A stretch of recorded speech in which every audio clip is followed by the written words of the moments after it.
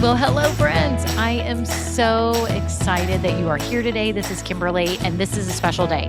You'll know what I'm doing today. I am bringing something back, okay? I'm bringing back episode 1.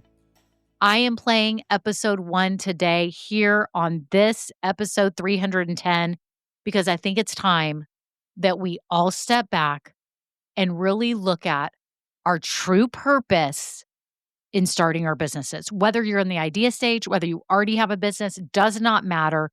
This is what we need right now. We need kind of a reset button to go, what is my reason for being? What is my purpose? There's a Japanese word that's called IKIGAI, and it's spelled IKIGAI. I've been calling it IKIGAI for the past 6 years. I called it IKIGAI on this episode 1 that you're about to hear, so I say that throughout. But here's a funny, true story. It's a fun fact. I had a hater on YouTube say, how can I even listen to your episode on IKIGAI when you don't even pronounce it right? And I was like laughing. I'm like, did I not pronounce it right? And then I didn't even really look it up. I was like, whatever, that person's just a hater. It's IKIGAI. Well, right now I sat down to record this episode and I looked up on Google pronunciation of IKIGAI. Sure enough, it says Ikigai. So shout out to my haters. Shout out to my haters. Y'all are amazing because you made me realize that I had been wrong all these years. But here's another fun fact. I remember looking it up on Google before the first episode because I was so freaked out and nervous about my first episode. I'm like, am I even saying this right? And I'm about 99.99999%. It said Ikigai. It did say there was a couple of ways you could pronounce it. This was at the time. But do y'all know how far we've come technologically and all the search and search results and all that and the AI and everything's more accurate now. So I truly believe that, you know, the right one has now come to the front. It's Ikigai. So y'all can laugh with me every time I say Ikigai in this episode. And in all the past episodes where I've talked about it, we can just giggle together. It's Ikigai and the haters won. The haters won on that. The person was right. It's Ikigai. I was wrong. I have failed as a business owner and a podcaster. I pronounced something wrong, and my apologies to everyone. Anyways, I'm kind of being a little bit facetious, but it's Ikigai. It is. And you're going to learn about it today. It's going to give you the 10,000 foot view of your business, why you are actually here. Why are you doing this? We all need this reset at some point. You've got to know the real purpose of what you're doing. This printable guide that's included, there's a link down below. I have the printable guide. I want you to do it. I want you to challenge you to do it. So many people have told me how helpful it is. It helped me when I was starting this business right after I was crying at my kitchen table, trying to figure out what the heck I was going to do with the rest of my life because I was closing my other businesses. I'm like, do I go back to sales? What am I doing?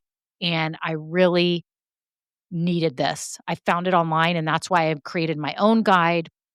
I use the template of the diagram, but I kind of zhuzhed it up and then used my own creativity and knowledge to create a guide to help you really pin down what is your purpose in doing this. People, we have to know this.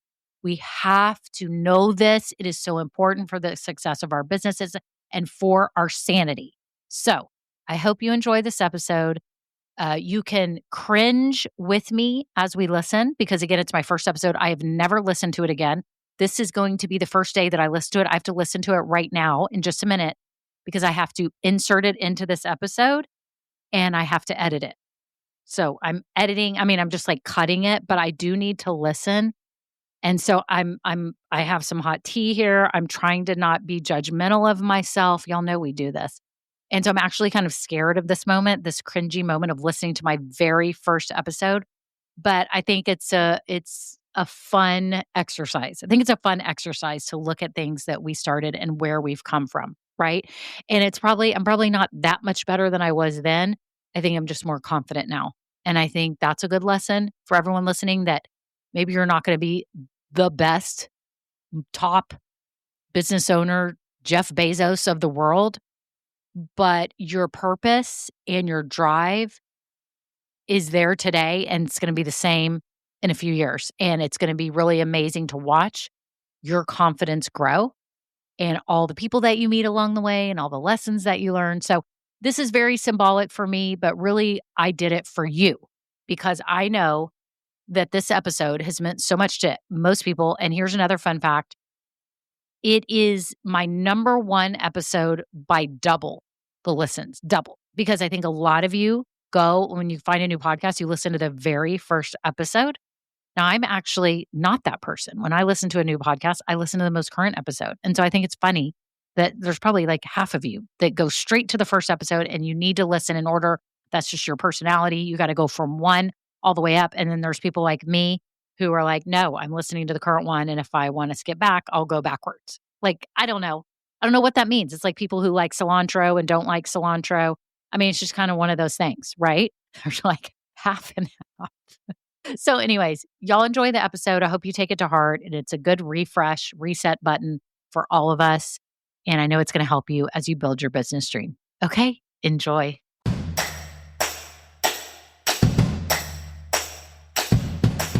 Have you really mapped out your true business purpose? And I have to be honest, I started my first business 20 years ago, and I knew I always kind of had like a mission. I never really went through a tool like this, and I love it. I'm so excited. That's why I'm sharing it with you today, because you've got to establish this solid foundation for your business. So let's get started. Today, we're going to look at finding your IKIGAI. And I had never heard of that word before, but let me say it again. It's IKIGAI, and it's IKIGAI, and it's a Japanese concept meaning reason for being. So it's, how you find your true purpose. And it's something that you discover. It's not something that's given to you. It's something that you discover for yourself. And it is awesome. It makes you sit here and lay it all out. So I will explain. And at the end of this episode, I'm going to give you the link so you can download your own IKIGAI diagram and fill it out. And once you do, you're not going to believe what you're going to be able to come up with. You are then going to be able to create your mission statement, your vision statement, your customer pledge, and you can lay out some goals and milestones. So it's awesome. So those are the 4 pillars of purpose for your business: your mission, your vision, your promise, and then your goals. So let's discuss first why you need to know it. You need to know your IKIGAI, or your true purpose, because it is the compass for every decision you make in your business. So think about that. If you have it up on the wall or you have it on your desk and you're trying to make some crucial business decisions about who to hire or how to handle a customer issue or brand extension or new products that you want to carry, does it match up and correlate with your business true purpose? Another thing is that it can help you when you're trying to find your niche. And by the way, I say niche. I hear people say niche. I don't know what's right, but I'm going to say niche. So it can help you be one of a kind. For example, let's say you want to start a cupcake shop in your area, but you've realized that there's 12 cupcake shops within the 3-mile radius, and you're thinking, how am I going to survive? Well, if you've got your true purpose mapped out with your strengths and your skills, you have to think, what could I do to this cupcake shop to make it unique? Could I offer cupcake delivery? Maybe no one else does that. Or could I offer a fun family night where there's karaoke or games? Because I love karaoke, and that's something that I could incorporate into my business, right?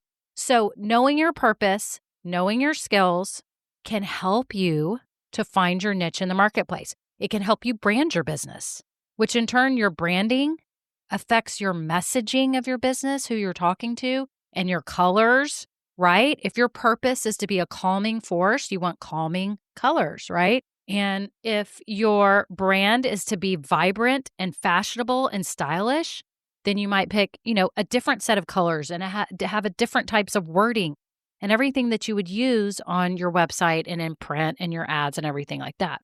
It will also help with the longevity of your business. Now, a lot of people don't think about this because they may be thinking right now about making money and growing it over the next 4 years. But what about 10 years down the road? Do you still have that same purpose and mission? Maybe it's evolved a little bit. And I do know and recognize that your business has to be able to pivot, and you can adjust these if your business changes or if the marketplace changes. but it does help you have longevity and it helps you leave a legacy because maybe you sell the business in 10 years to someone else. And what is the legacy that they are taking on? Why would they want to buy your business? Right? Because you had a mission, you had a promise, you have a reputation, right?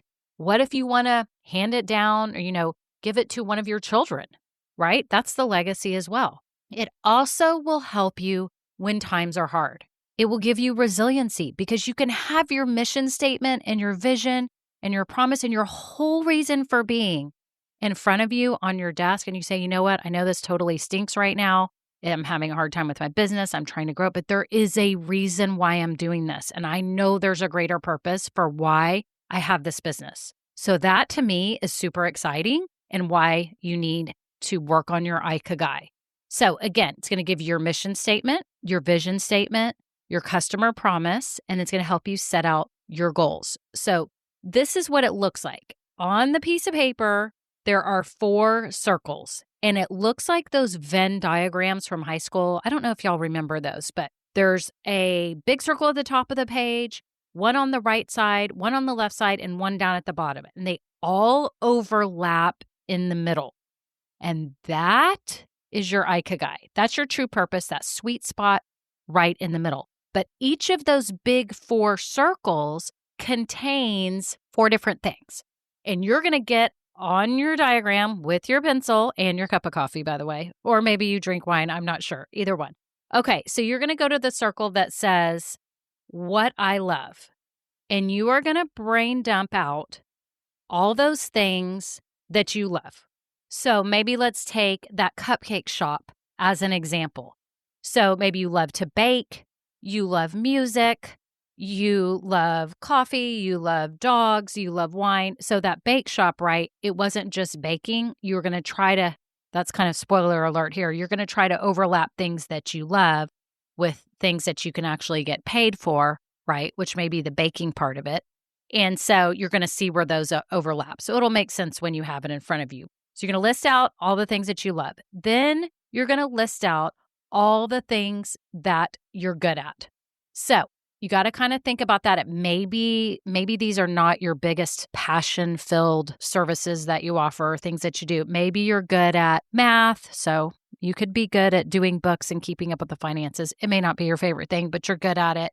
Maybe you're good at organizing things. Maybe you're good at some type of graphics or art or styling, right? So you're going to brain dump out all these things that I'm good at. Then you're going to spell out what you can be paid for. And that's here in this bottom circle, and you'll see it. So what are the skills that you've learned over the years that you know are valuable to companies or other people that they would pay you for? Now, these are just off the cuff examples, but what if someone said, I will literally pay you to organize my entire closet? Okay, so maybe you're a super good organizer. Or I will pay you to write code for a program that I need for my business. So you could be paid to, be a code writer. Okay, or graphic arts, or what skills do you have? Can you teach people things? You're really good at teaching, or you're taking pictures. Maybe you could be paid to do someone's senior pictures or their baby pictures or whatever. So again, the 4 circles, what you love is going to overlap with what you're good at, which that one's going to then overlap with what you can be paid for. And then the last circle is going to be what the world needs.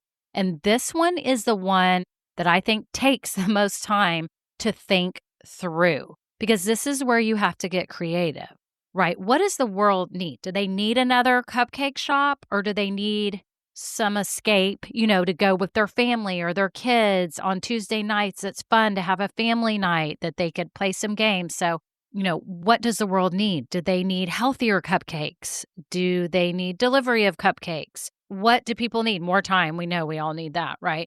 But if you just think it through, what are the things that you know in your heart, like moms need more help, carpooling or organizing their calendars. So you're going to brain dump all of that. So you're going to have those all listed out. And then the magic starts happening because you see where these are overlapping. And where they overlap is going to help you create, as I said, these 4 main pillars of purpose. So let me explain. One of the overlapping areas is going to be called mission. And from this, you're going to create your mission statement. Okay. It's what you love overlapping with what the world needs. Okay. So, like, here's an example of someone's mission statement. And by the way, you could do this for hours and hours and hours, but if you just want a general overview of these statements, you can do this right now. You can seriously work on this and have this up. But if you need more like really, really, insightful branding help, you can hire a specific consultant for this kind of thing. But I definitely think you can get this laid out. So your mission statement, here's an example. Sweet Green said to inspire healthier communities by connecting people to real food. Okay, it's kind of where you reach people's hearts and minds and how you connect them with your services or your products. So again, you're going to see the overlap. It's going to enable you to kind of see what your mission should be. Then the next overlapping area is going to be called vocation. And this is going to help you develop your vision statement. This is what impact do you want to make on the world? And it's where what the world needs and what makes you money overlaps. So for example, here's an easy one. This one's clear and simple. The Alzheimer's Association, their vision, how they want to change the world, here it is. A world without Alzheimer's disease.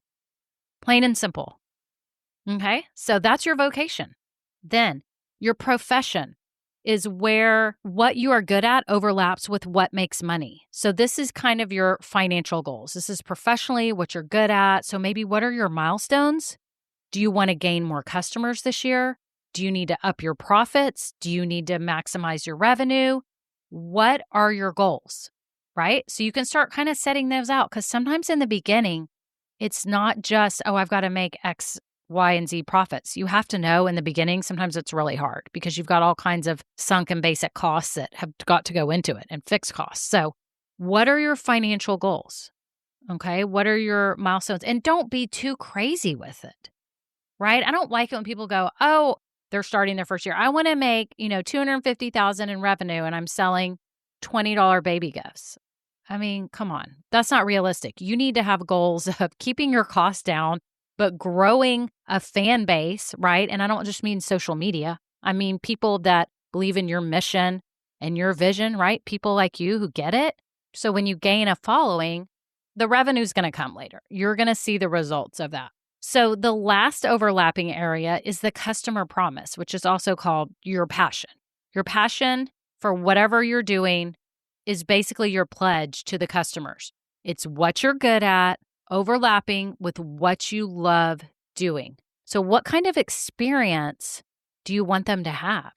And for people that you work with or who work for you, what is your customer pledge, your employee pledge? You need to have it out because in times of maybe conflict or you have a customer questioning something or you're trying to figure out the right kind of customers you should be dealing with, what is the pledge that you have, the promise that you have for them? So again, all these worksheets are there and you can have your own diagram. And I've also created a sheet that lets you write out your vision statement and your mission statement and your customer pledge and your goals and milestones so you can put it out on your desk and have it out every day because I know that you want to make a difference in the world. I know that you want to create a great experience for your customers. You are not in this to create a bad experience. You want customers to love what you're doing, right? And love what you're providing and appreciate it. I know that you want to make money and probably need to make money, I would assume, right? Or it's a hobby. It's not a business if you're not making money. And I know that you want to know that you're doing meaningful work. Yes, I knocked out the first episode. And now today you're going to find your business purpose. It could not be a better day. Thank you so much for listening and being here. And I'm always available to help. This is what I want to do is help people get past those beginning foundational steps and setups and workflows and processes. And I would love to help you. I have a passion for small businesses. I totally do. And I know what it's like to run your own business while running life as well. Thank you so much and have a great day. Bye. Oh, and you can catch me too on Instagram and Facebook. My handle is Start with Kimberly Brock. Now, this episode may be over, but our relationship does not have to end here. Head on over to KimberlyBrock.com, and yes, you can get more valuable information for your journey. And you know what? You don't need to go through this alone. I would love to help you. Thank you so much, and have a great day. Bye. Now, this episode may be over, but our relationship does not have to end here. Head on over to KimberlyBrock.com, and yes, you can get more valuable information for your journey. And you know what? You don't need to go through this alone. I would love to help you. Thank you so much, and have a great day. Bye.